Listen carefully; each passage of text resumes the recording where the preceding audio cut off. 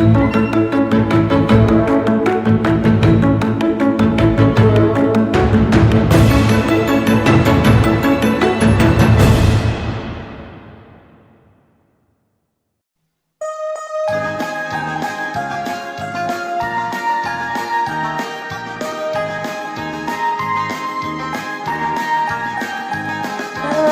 Pancasila, beriman dan bertakwa pada Tuhan yang Esa, dan berakhlak mulia, berkebinekaan global, gotong royong mandiri, kreatif dan bernalar kritis. Belajar Pancasila, beriman dan bertakwa pada Tuhan yang Esa, dan berakhlak mulia, berkebinekaan global, gotong royong mandiri, kreatif dan bernalar kritis.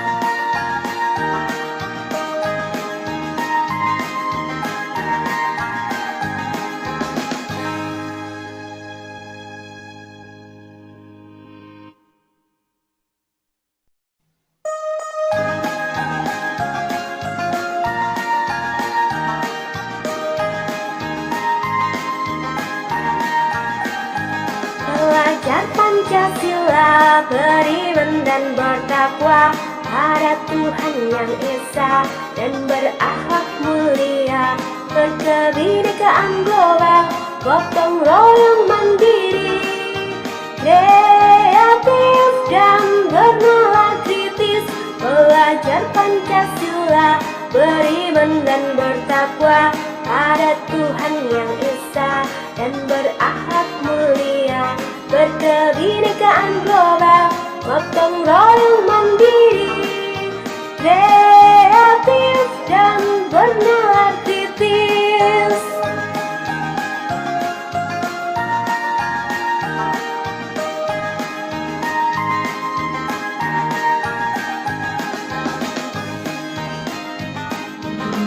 Kepada Allah Subhanahu wa Ta'ala yang telah memberikan rahmat dan hidayahnya kepada kita semua, sehingga kita dalam melaksanakan acara diseriasi pemahaman dan pengalaman budaya positif dalam keadaan sehat walafiat. Salawat salam dan tercurah kepada baginda kita Nabi sallallahu alaihi wasallam. Acara diseriasi pemahaman dan pengalaman budaya positif yang diawali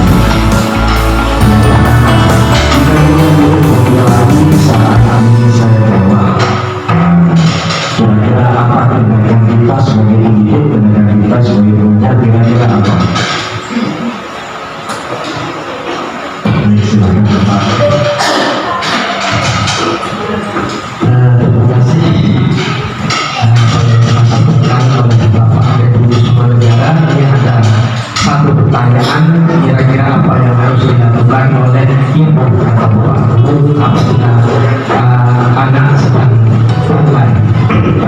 Kami ini adalah sebagai guru adalah patut mencontoh dan juga mencoba bisa memperoleh anak seumur anak SD dari kelas 1 sampai 2 tahun terus adalah ibu. Dan ini juga mengenai kebetulan dengan sanksi dan juga penumpukan dari sebelumnya adalah anak-anak ulama sudah disampaikan yang pembelajaran tahun yang lalu seperti ini berhubungan dengan masalah anak ulama atau rakyat dan bagaimana kita bagi saya pribadi saya mendapat sekali dulu atau ibu dulu bagaimana cara menjadi anak apabila anak itu tidak berkebutuhan. Kalau saya sebagai guru sebelum ada kegiatan menjadi anak saya sudah melakukan untuk kalau di SMP SMA itu ada pendidikan jadi bagaimana cara mendidik anak yang seperti itu. Tapi di SD tidak ada, jadi kemudian dari dulu paling tinggi adalah kepala sekolah. Paling sering terjadi perkelahian malah di SD. Dengan keputusan pertama semua harus dari sini ada guru seperti itu dengan kemudian itu harus ada pada dasarnya karena yang sebenarnya seperti itu adalah anak SD. Karena SD memang masih sampai katanya pemikirannya seperti anak-anak ya wajar. Tapi kita selalu dulu harus bagaimana cara menanamkan anak seperti itu. Kita dipanggil satu persatu. Anak itu ditanyakan dengan dipukul sanksinya, jangan memarahi anak, jangan memukul anak. Itu saya kira menjadi tidak bagus. Bagaimana anak itu menjadi tidak mengangkat amalnya. Soal anak-anak orang marah dikasih tahu itu malah tidak diambil. Bila anak menunggu, kalau bisa menunggu hari esoknya lebih baik ya. Hari esoknya anak sudah turun, maksudnya amarahnya sudah tidak ada, lalu itu bisa dipanggil sebagai guru. Dipanggil apa yang terjadi, kemarin ditanyakan satu persatu permasalahannya itu apa.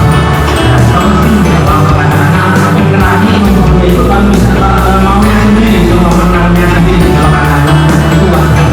Tapi kita nanti ke depan gunanya dan manfaatnya berkenaan pasti anak-anak ada manfaat juga. Terus melihat orang laki-laki, akhirnya jawabnya tidak bantu. Terus kamu mengukurnya apa maksudnya? Karena saya marah itu bagus. Itu adalah perbuatan yang dilarang tidak boleh. Itu adalah peraturan ulama yang sebenarnya ada undang-undang peraturan itu peraturan sekolah. Kalau masih melanggar peraturan sekolah maka ada kenakan sanksi. Sanksinya itu pendidikan yang pertama adalah pemberitahuan kepada anak memasukkan agar anak-anak bisa tahu secara halus, secara pelan-pelan, secara sabar dengan senyum memberikan pengetahuan kepada anak kecil, memberitahu baik atau tidak gitu. Kalau sudah anak-anak tahu kalau itu perbuatan yang tidak bagus, anak-anak itu memasukkan dan tidak marah ya. Kalau marah jangan sampai diberikan atau dimarahi menambah marah. Dengan membentuk peraturan sebelum itu adalah melakukan menunjukkan peraturan-peraturan yang ada di sekolah. Pasti ada peraturan yang jelas yang sudah ditulis sudah sesuai dengan guru ini tidak boleh. Apabila tidak melaksanakan piket ada sanksi, berkelahi ada sanksi. Itu berjumlah atau mengerjakan tugas menyontek pada temannya itu ada sanksi. Sanksinya apa? Dengan memberi pelajaran yaitu harus mengamalkan pelajaran itu adalah sanksinya. Ya seperti terutama pendidikan TKN, pendidikan keluarga negara itu salah satu karena berkaitan dengan pelajaran TKN. Itu merupakan misalnya sanksinya merupakan seperti itu. Itu salah satu dari saya tidak terlalu banyak kalau saya jelaskan mungkin terlalu banyak. Itu adalah sanksinya seperti itu agar kita sanksi yang bagus membangun pada anak-anak, terus memberikan pemahaman pada anak di waktu anak itu sudah tahu, maksudnya tidak ada amarah dengan temannya, pelaku kita memasukkan masukan yang sifatnya mendidik atau menjadi positif. Saya seperti itu, saya untuk memberikan sanksi kepada anak. Terima kasih. Assalamualaikum warahmatullahi wabarakatuh. Baik, terima kasih. Mungkin ada tambahan. Oh, baik.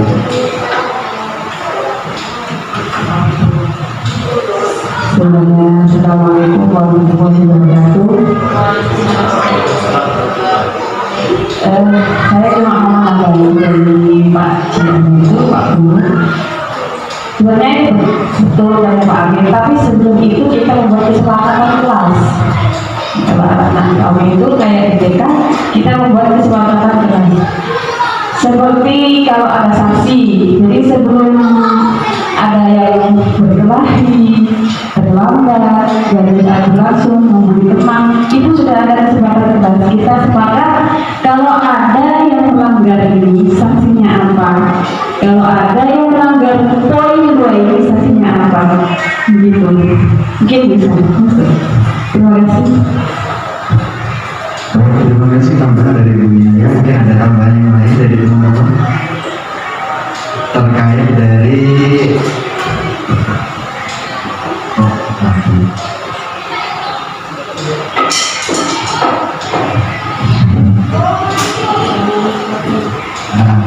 kembali lagi terkait dengan yang ini dari keempat ini adalah kegiatan yang dianggap melanggar peraturan. Oke, baik. Dari keempat hal yang sudah dituliskan di depan ini, kira-kira apa yang akan dilakukan? Yang pertama dari Pak Janur untuk murid berkelahi saat di sekolah, tanggapannya adalah memanggil beri pengertian ya untuk kelakuan sudah dilakukan. Sedangkan dari Bu Inayah tadi memberikan masukan tentang yang namanya kesepakatan kelas. Mungkin dari 4 ini kita bisa ambil satu benang merah. Murid berkelahi, murid terlambat, gaduh saat pelajaran berlangsung, dan membuli teman. Kita bisa tarik satu benang merah. Benang merah adalah seperti yang disampaikan oleh Bu Inayah adalah tentang kesepakatan terlebih dahulu. Kalau dulu kita mengenalnya memang peraturan, saya pribadi juga mengenalnya aturan. Kebanyakan peraturan itu dibuatnya oleh guru, oleh guru dan siswa, atau oleh guru, siswa, dan orang tua siswa. Kita harus mempelajari itu. Karena kalaupun ada kesepakatan, misalkan seperti yang disampaikan oleh Bu Inayah tadi, ada kesepakatan kelas, tetapi dari seluruh total kesepakatan yang membuat adalah Bapak Ibu gurunya sendiri, dan peserta didik atau murid hanya wajib mengikuti apa yang ada, itu juga bukan apa. Jadi nanti kita akan coba belajar, mungkin di pertemuan berikutnya kita akan coba belajar bagaimana mengolah yang namanya kesepakatan kelas yang nanti akan berubah menjadi kesepakatan sekolah. Jadi kalau dulu kita bilangnya tata tertib sekolah, tata tertib kelas dan segala macam, kita ubah dengan kata kesepakatan. Karena kalau kesepakatan itu adalah perjanjian atau hal yang diyakini harus dilaksanakan, dan hal tersebut yang membuat adalah bukan satu sisi tapi semua lingkup yang ada di lembaga tersebut. Contoh, kalau kelas berarti yang membuat keyakinan kelas adalah guru dan peserta didik. Jadi peserta didik berhak menyampaikan contoh seperti yang sudah saya lakukan di kelas 3. Di kelas 3 peserta didik saya menyatakan tadi bahwa boleh minum di kelas pelajaran. Semua sepakat dengan beberapa penekanan, boleh minum jika apa. Semua sepakat, kita bisa laksanakan itu. Terus pada saat olahraga Pak, tidak boleh bermain dengan kelas, itu anak-anak yang mengutarakan. Dikembalikan lagi kepada murid-murid semuanya. Kira-kira kalau seperti itu mau tidak semuanya? Kalau semuanya setuju, maka itu bisa kita jadikan keyakinan di dalam kelas kita bahwa hal tersebut adalah hal yang baik untuk kita laksanakan. Terus kembali kepada kata-kata sanksi jika ada kegiatan-kegiatan yang dilanggar, misalkan di dalam sebuah kesepakatan kelas atau keyakinan bilang tadi harus ada sanksinya, ya kan? Nah, konsekuensi dari hal yang telah dilanggar dari kesepakatan tersebut itu juga kita kembalikan kepada anak-anak juga. Misalkan kalau berkelahi konsekuensinya apa? Contoh, kalau berkelahi Pak, konsekuensi saya yang pertama adalah meminta maaf. Meminta maaf itu adalah konsekuensi pertama. Karena kalau kita langsung panggil, ayo keliling lapangan 10 kali, ayo silakan salin tugas ini. Kadang peserta didik kita yang melanggar kesepakatan ini bukan malah tambah tenang, biasanya tambah di dalam hatinya buntu ya, tambah kosong kalau katanya orang Jerman itu, tambah marah. Kenapa? Karena saya tambah kayak gini. Nah, itu kita coba sedikit berubah nantinya. Jadi pada saat kita membuat sebuah kesepakatan, kita juga kembalikan ke mereka kira-kira konsekuensinya apa ya, yang juga harus disepakati bersama. Seperti jika ada murid yang terlambat, kalau kita biasanya kemarin-kemarinnya ada beberapa sanksi yang diberikan, mohon maaf, dipanggil, berkunjung, seperti itu kan. Nah, dari hal yang seperti itu terkadang tidak membentuk anak menjadi jerah, tapi kadang anak akan semakin mengulangi dan mengurangi kesalahan tersebut. Jadi mungkin akan lebih baiknya nanti di rumahnya kita coba bersama-sama, kita coba belajar tentang kesepakatan itu seperti apa yang baik untuk menggambar, baik untuk anak-anak, baik untuk kita. Jadi seperti itu. Dan selanjutnya, setelah keempat pertanyaan tersebut, kita akan coba masuk ke yang namanya budaya positif.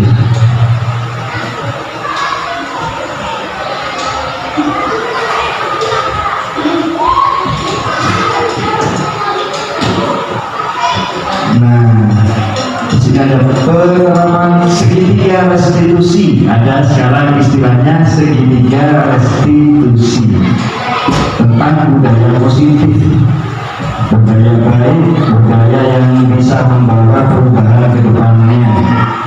Disampaikan oleh saya sendiri. Next, ini adalah pengajar-pengajar praktek saya, pendamping saya yang memberikan beberapa ilmu menarik bagi saya yang amat sangat mubazir kalau bisa kita bagikan bersama-sama. Terus selanjutnya, ya seperti judul tadi, kita punya yang namanya segitiga restitusi. Apa itu segitiga restitusi? Yaitu menciptakan kondisi bagi peserta didik untuk memperbaiki kesalahan mereka. Jadi sekali lagi, bukan kita yang berusaha untuk harus anak didik kita, peserta didik kita harus kita yang memperbaiki, tapi mereka bisa berpikir untuk mereka sendiri untuk memperbaiki kesalahannya. Itu tujuan segitiga restitusi, sehingga bisa kembali pada kelompoknya. Contoh tadi kecil seperti siswa berkelahi. Kalau kita yang memberikan sanksi, kita yang memberikan konsekuensi terhadap tindakan mereka, kadang bisa masuk, kadang tidak. Mereka akan mengulangi lagi sehingga mereka tidak bisa lagi kembali pada kelompoknya karena tidak diterima dengan cara murid ini murid nakal. Kalau ada anak pasti disalahi supaya bisa berbeda segala macamnya. Nah, kembalinya mereka ke kelompok nantinya dengan karakter yang lebih kuat. Jadi karakternya mereka adalah karakter yang berubah. Mereka bermain dengan temannya, tidak lagi mengulangi kesalahan yang sama. Jadi itu sedikit restitusi. Jadi restitusi bukan untuk menebus kesalahannya, tapi untuk memperbaiki. Jadi bukan untuk penebusan dosa, tapi untuk memperbaiki kesalahan dari pembelajaran dari kesalahan yang sudah dibuat dengan tujuan untuk memperbaiki hubungan. Nah, ini ada segitiga restitusi, yang namanya segitiga restitusi seperti ini. Tindakan awal yang harus dilaksanakan adalah menstabilkan identitas. Menstabilkan identitas itu seperti halnya yang sudah disampaikan oleh Pak Jamal tadi,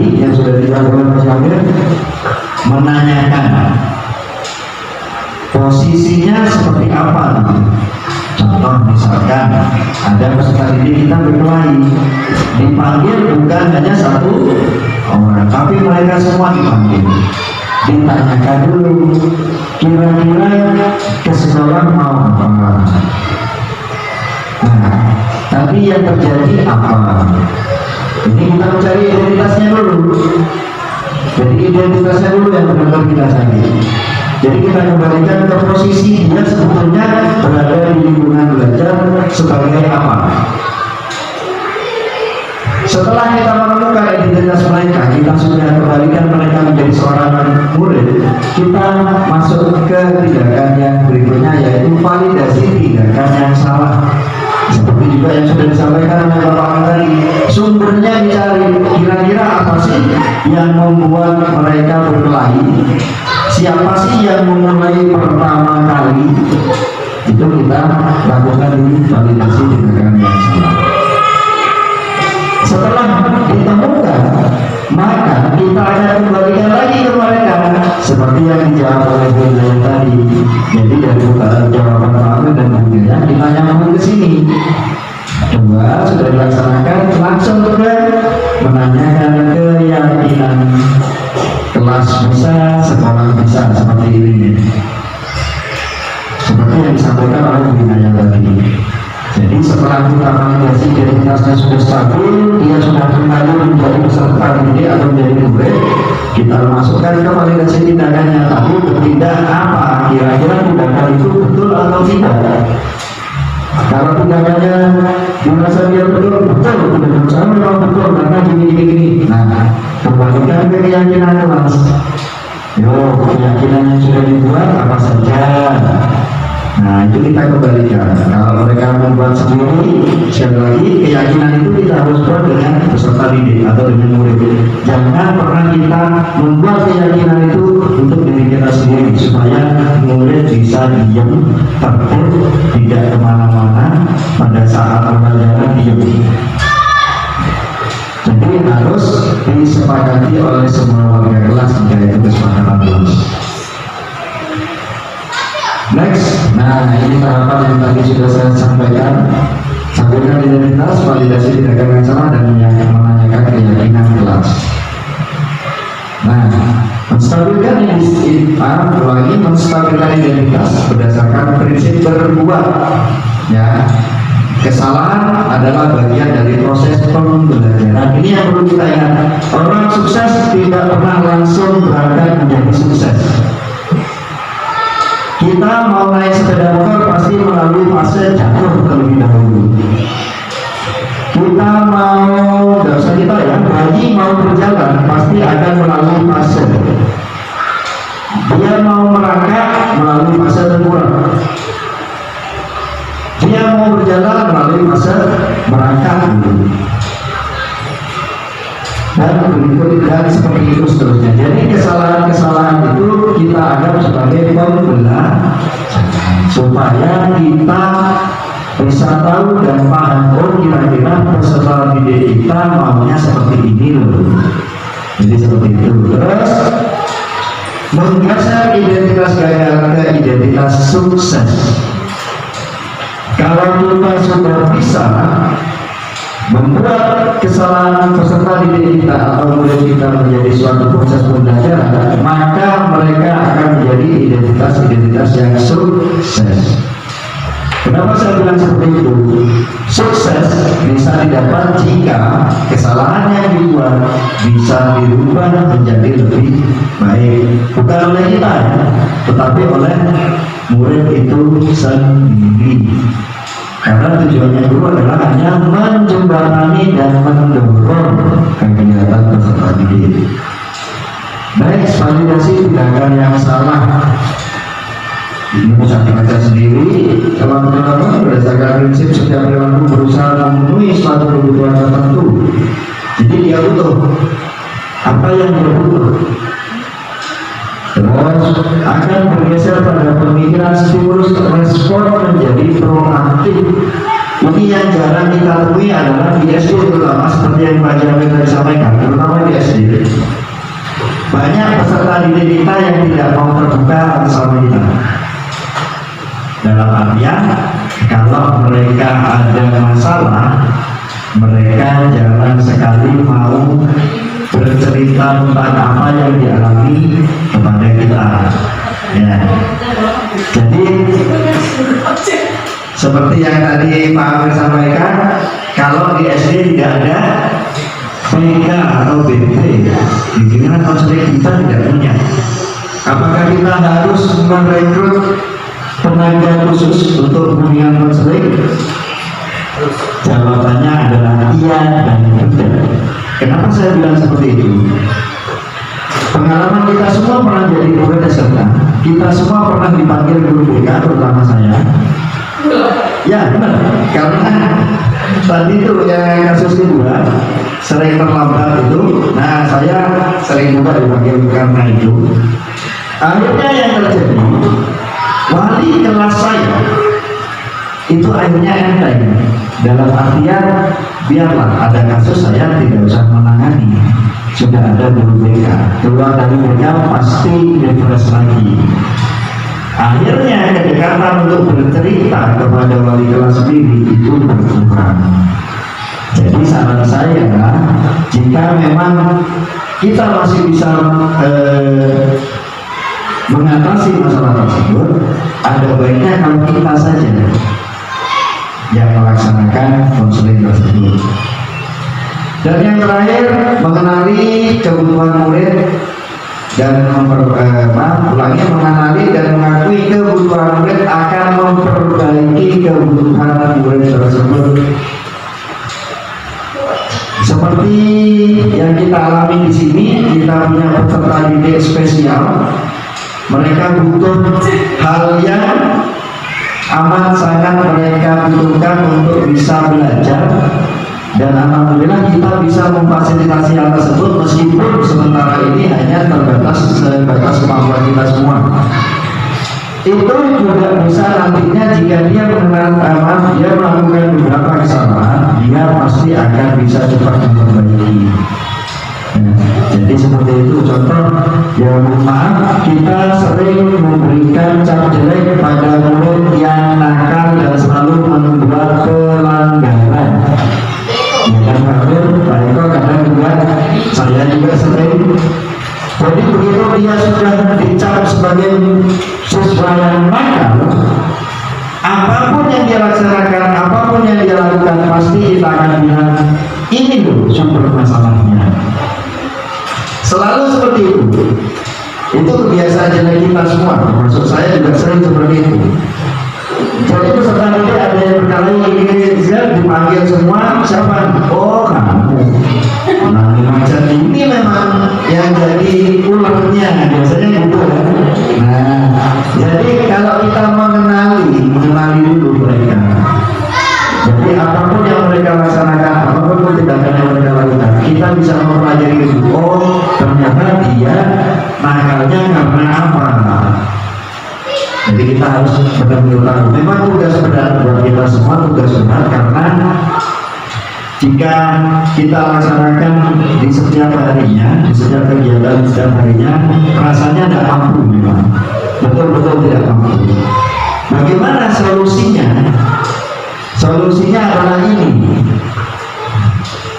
menanyakan keyakinan. Yang pertama, cara awal yang paling mudah adalah memberikan mereka hak berpendapat.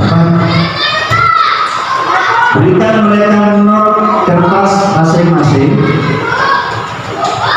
Berikan mereka kesempatan menuliskan beberapa pertanyaan-pertanyaan yang diyakini kalau tindakan dari pertanyaan tersebut adalah tindakan yang benar.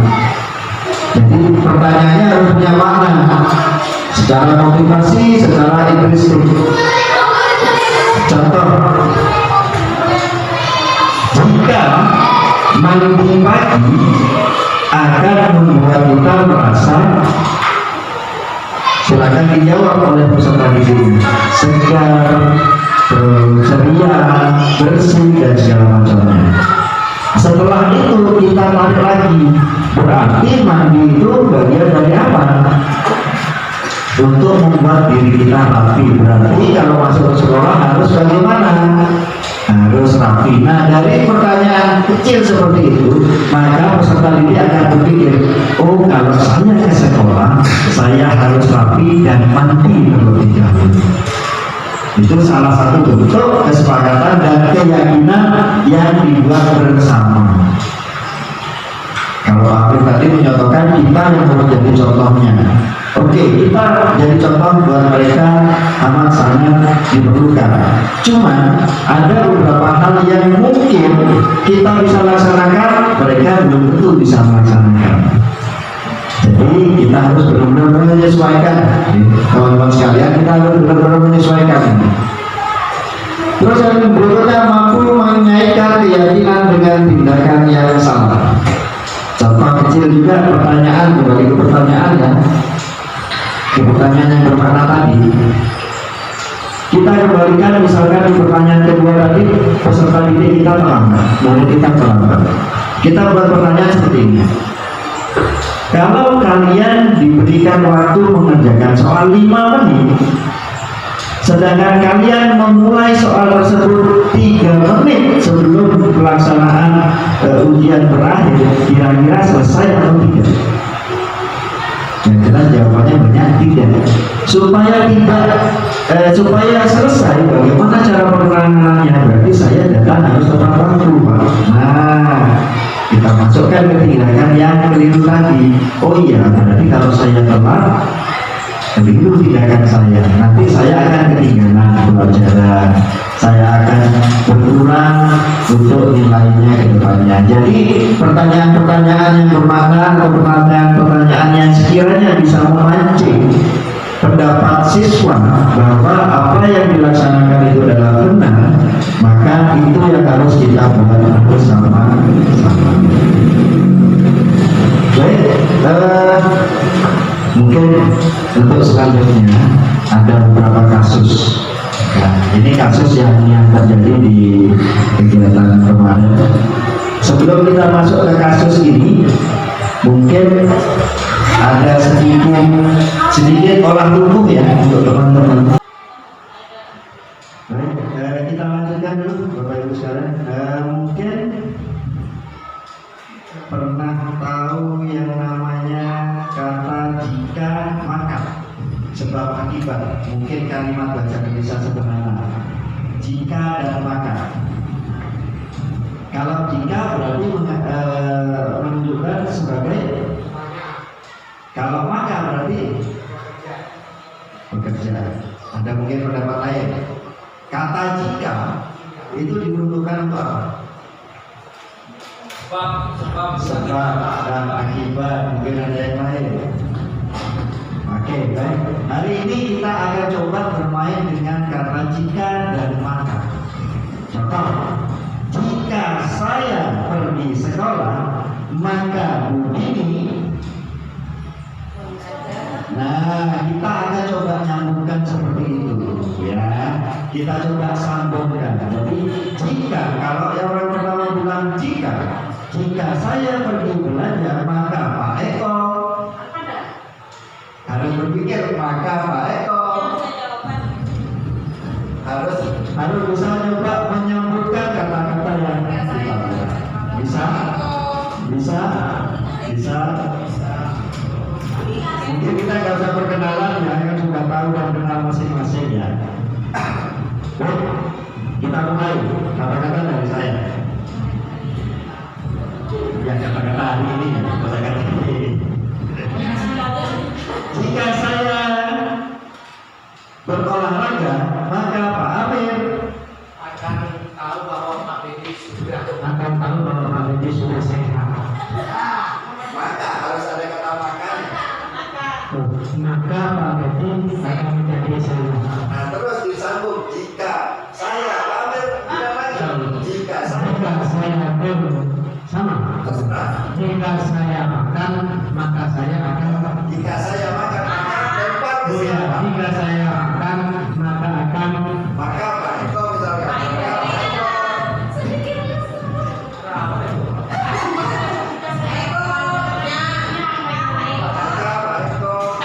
Maka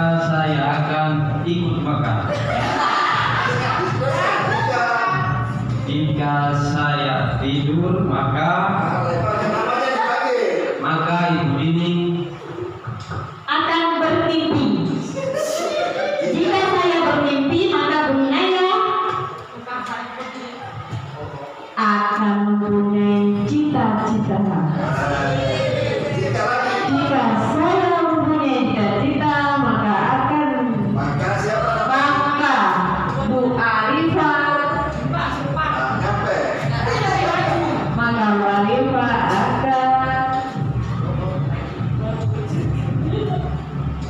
maka harus rajin belajar dan semangat. Jika saya mau pulang, bukan harus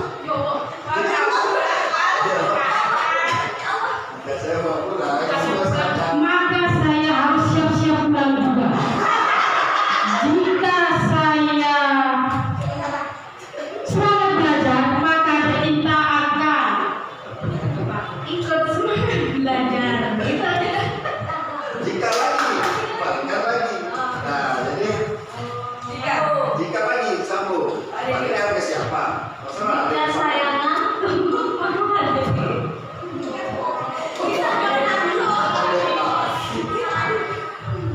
maka saya akan mandi. Jika saya mandi, maka Pak Eko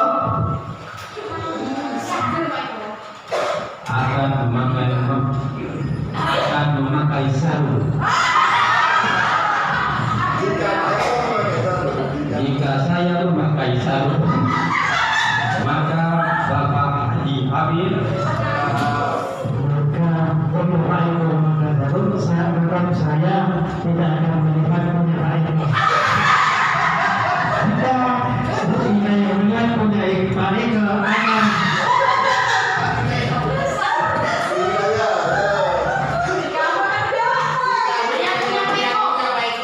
Saya akan menutup mataku dan hatiku. Jika saya terserah kalimatnya boleh disambung dari yang tadi, boleh berubah. jika saya akan berusaha mewujudkan impian, Nggak bisa panggil. maka budinya maka saya akan bekerja keras untuk mewujudkan impian itu. Sudah Pak? Iya. Baik, tepuk tangan bagi teman-teman. Terima kasih. baik, itu tadi sekilas hal yang bisa kita jadikan sebuah acuan atau permainan kecil untuk membuat kesepakatan kelas. Nah, jadi ya jika saya terlambat sekolah, maka teman saya akan, itu bisa kita buat. Jadi nantinya anak-anak tidak mengerjakan atau tidak membuat sebuah kesepakatan kelas tersebut dengan sistem ujian kenaikan kelas. Dikasih pertanyaan disuruh jawab, tidak seperti itu. Jadi fungsinya adalah dengan bermain seperti tadi, suasana akan lebih cair. Yang kedua, daya ingat murid-murid kita akan terasah. Tadi misalkan jika kami terlambat, maka Eko akan dihukum misalkan. Berarti kan mereka harus mengingat kembali. Itu akan berlanjut sampai kembali lagi ke orang pertama yang memberikan pernyataan. Jadi itu sedikit tadi permainan kecil yang bisa kita terapkan pada saat kita nanti membuat sebuah kesepakatan kelas. Baik, di sini saya memiliki satu kasus. Nah ini nyontek. Kadang ada teman itu dicontek diem, tidak berani melaporkan. Itu yang tadi saya bilang, peserta didik kita, murid kita tidak proaktif. Kenapa? Karena dia kadang ditakut-takuti, ditekan dan segala macam. Padahal mencontek adalah perbuatan yang kurang tepat. Karena tidak terima dicontek, maka ia marah dan tidak bisa nahan emosinya. Ya, dia tidak bisa menahan emosinya. Yang terjadi akhirnya marah-marah.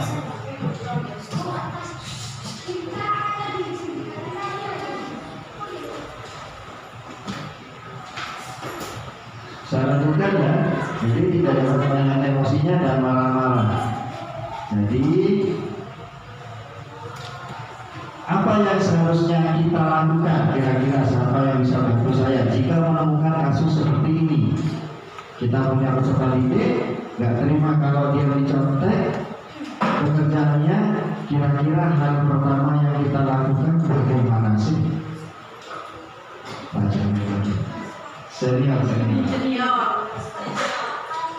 Terima kasih. Kita ada kesempatan untuk menjawab pertanyaan.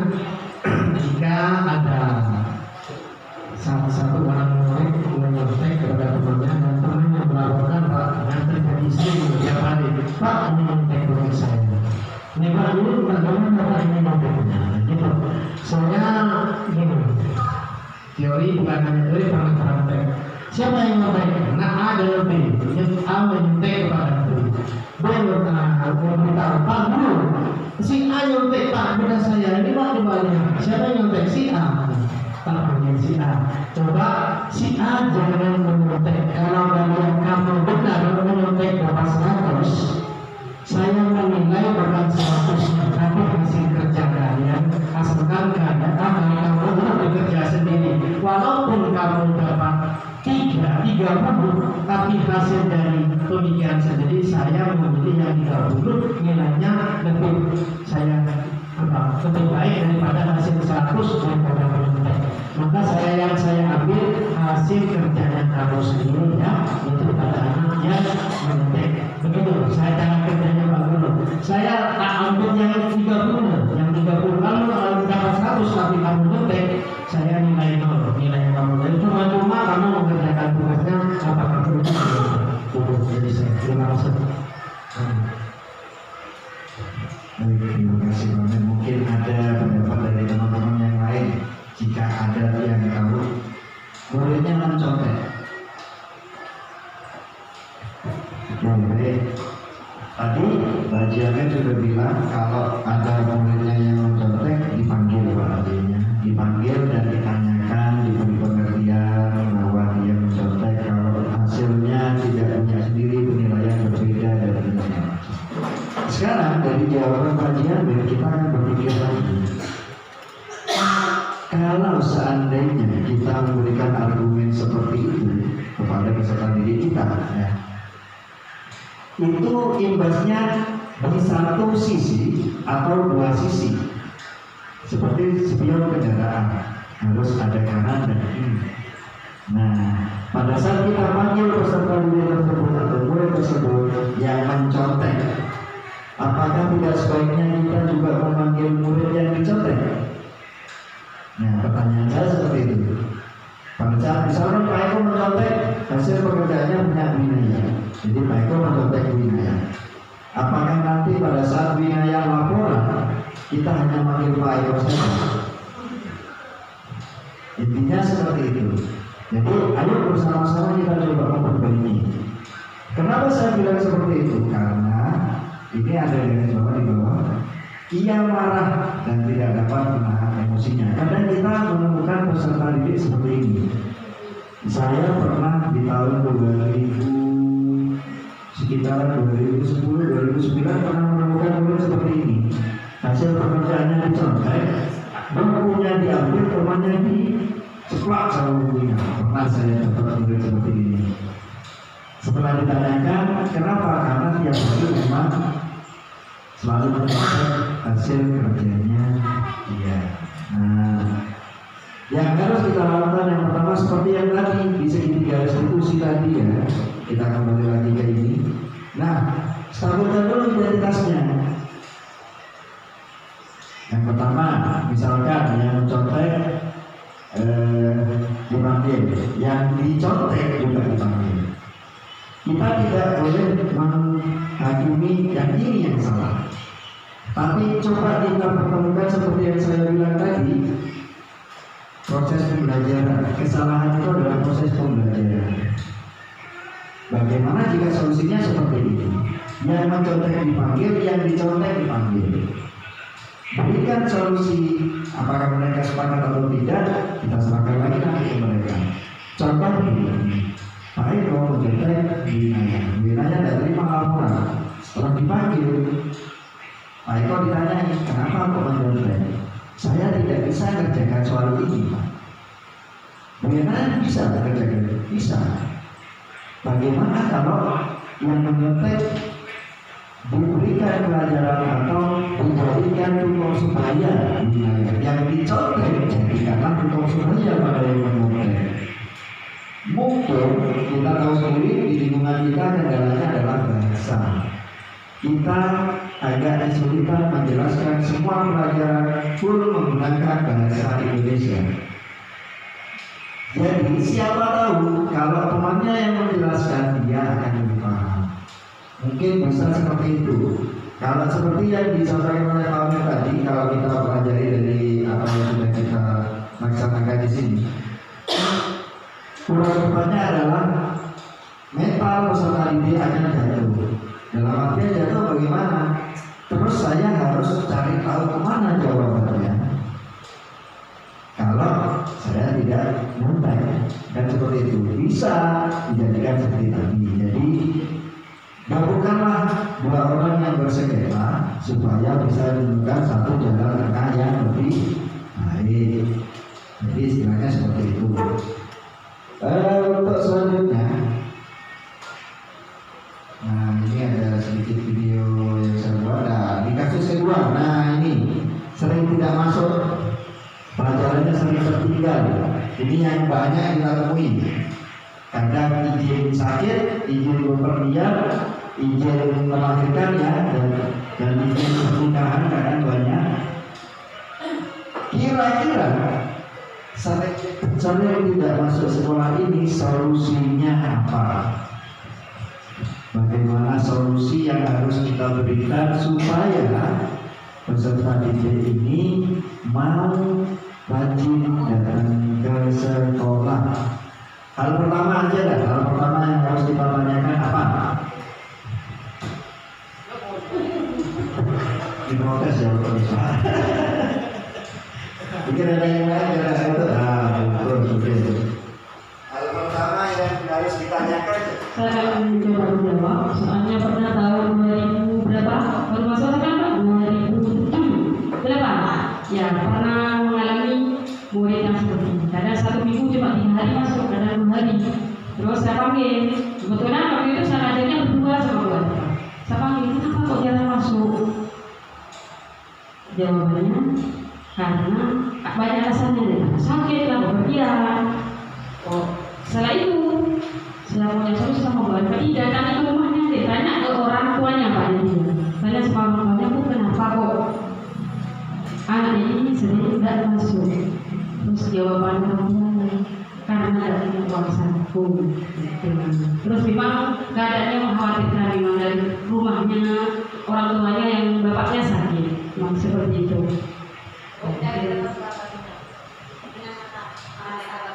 Iya. Mungkin itu saya tambah mengenai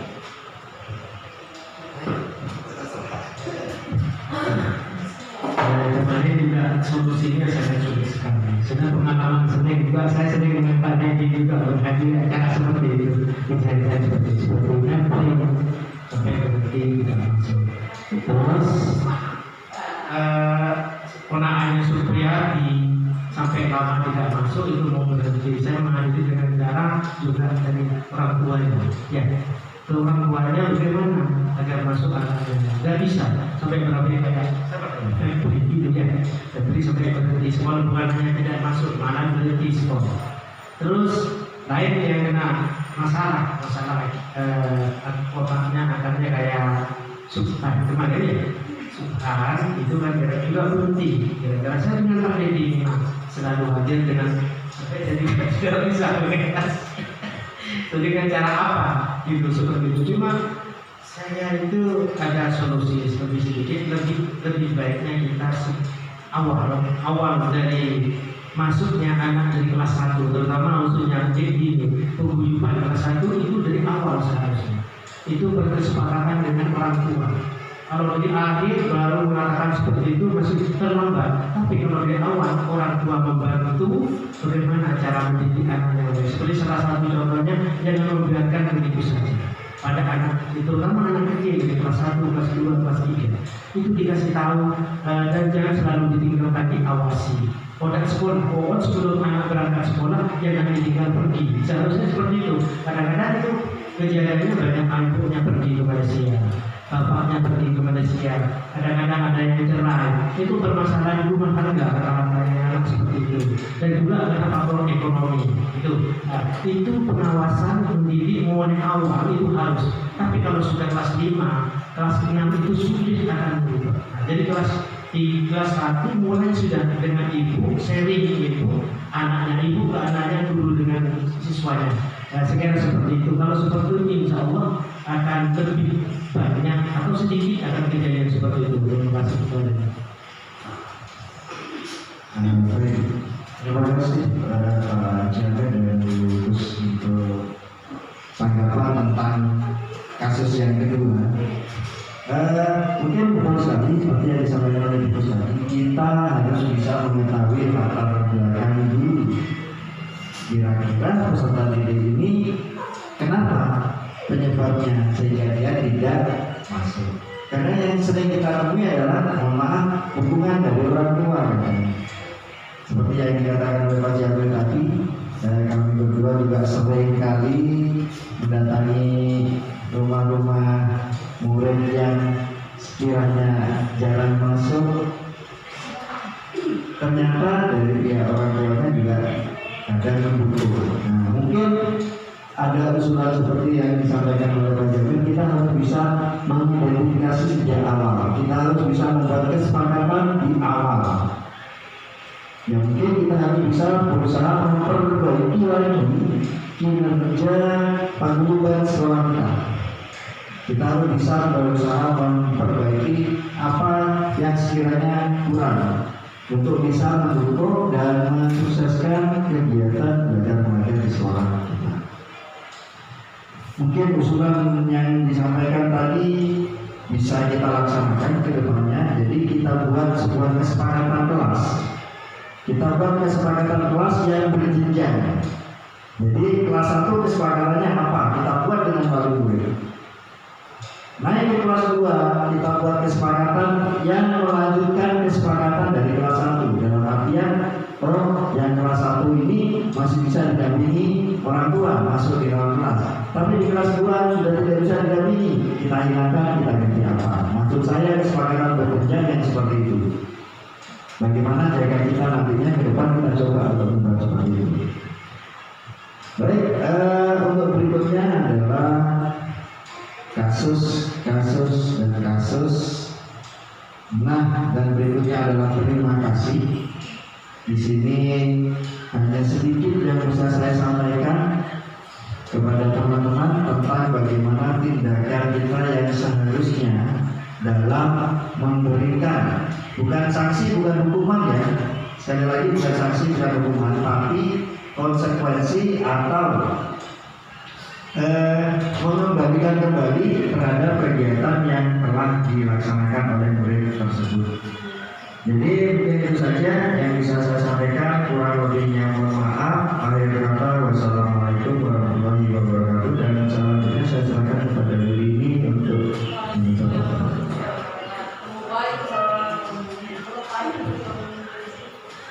Waalaikumsalam warahmatullahi wabarakatuh. Terima kasih untuk Pak Muhammad dari Kusuma Negara atas waktunya dalam acara inspirasi pemahaman dan pengalaman budaya yang positif.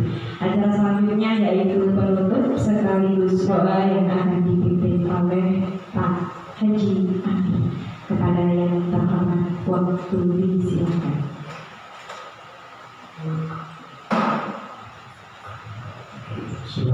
Assalamualaikum warahmatullahi wabarakatuh. Mari kita bersama-sama berdoa memohon kepada Allah Subhanahu wa Ta'ala apa yang dilaksanakan pada saat ini mudah-mudahan sukses, tidak ada kendala apapun selanjutnya. Dan hari ini mudah-mudahan menjadi ilmu bagi kita semua, juga kepada Bapak Dedi Kusuma. إلى حضرة النبي صلى الله عليه وسلم.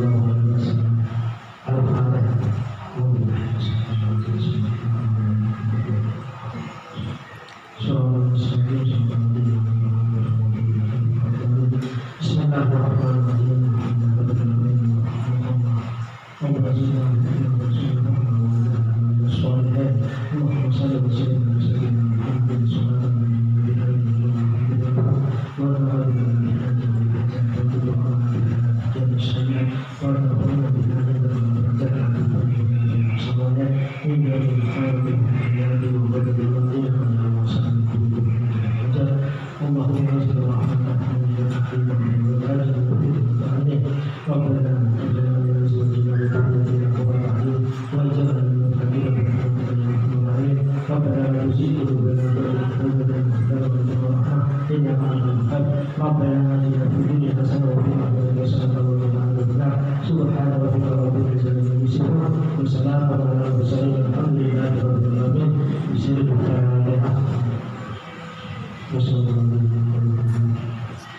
Assalamualaikum warahmatullahi wabarakatuh.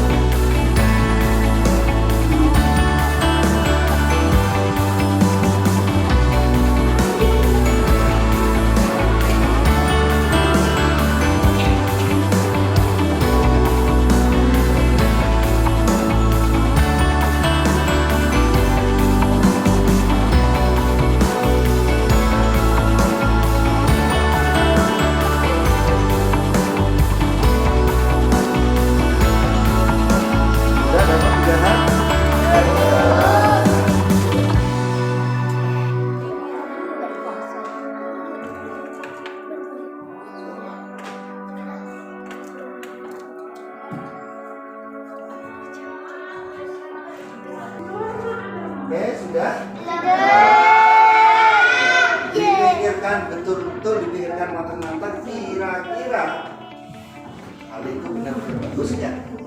Aja ya. Nanti kita akan saya akan coba memperbesar tulisan kalian. Tulisannya pakai besarnya ya. Maka nanti yang jelas harus bisa membaca sama temannya ya, karena temannya akan membaca tulisan kalian. Oke, usahakan tulisannya terbaca.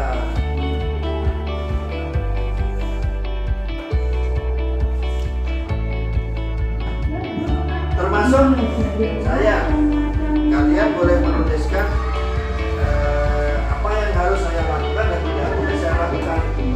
Boleh kalian tuliskan, ya. Jadi bukan hanya untuk kalian, tapi juga untuk saya. Ya. Jadi saya harus seperti apa? Saya tidak boleh berjalan itu harus kalian tuliskan. Karena saya juga akan menuliskan di sini. Maaf ya.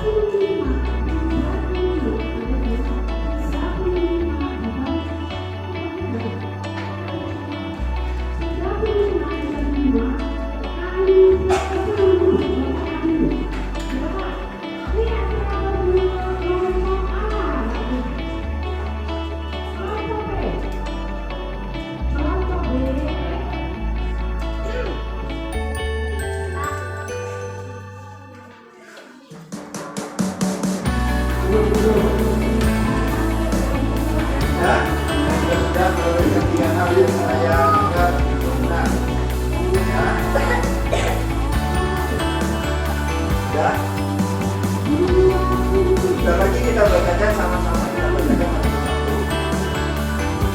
Coba kita bacakan satu-satu. Nanti yang kira-kira hal tersebut sama, ya, kira-kira hal tersebut sama, nanti kita akan sama atau hal yang diinginkan sama.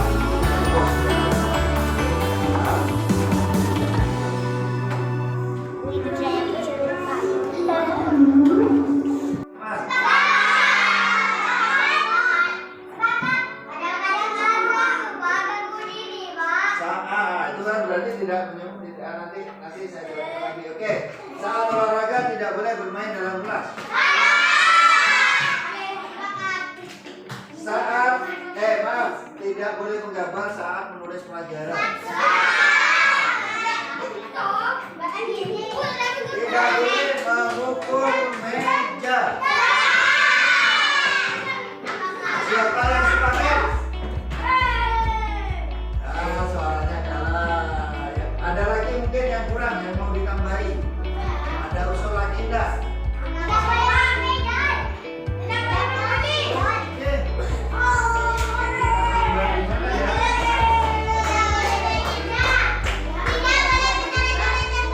Ya bagus tadi yang lupa itu.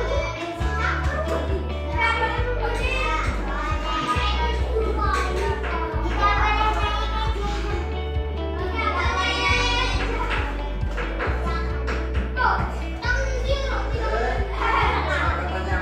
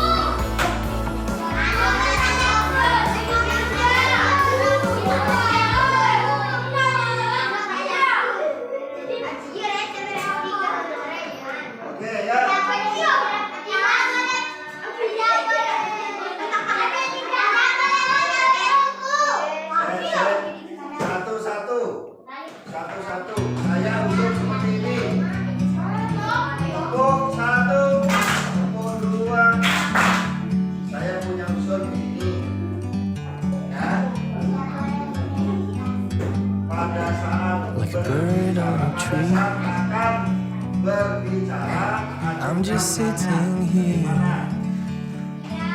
I got jadi time. pada saat kalian mau It's clear to see berpendapat atau kalian mau berbicara, acungkan tangan. from up here. Atau pada saat menjawab, acungkan tangan. The world seems small. Pada seperti itu supaya tidak kita We can sit together.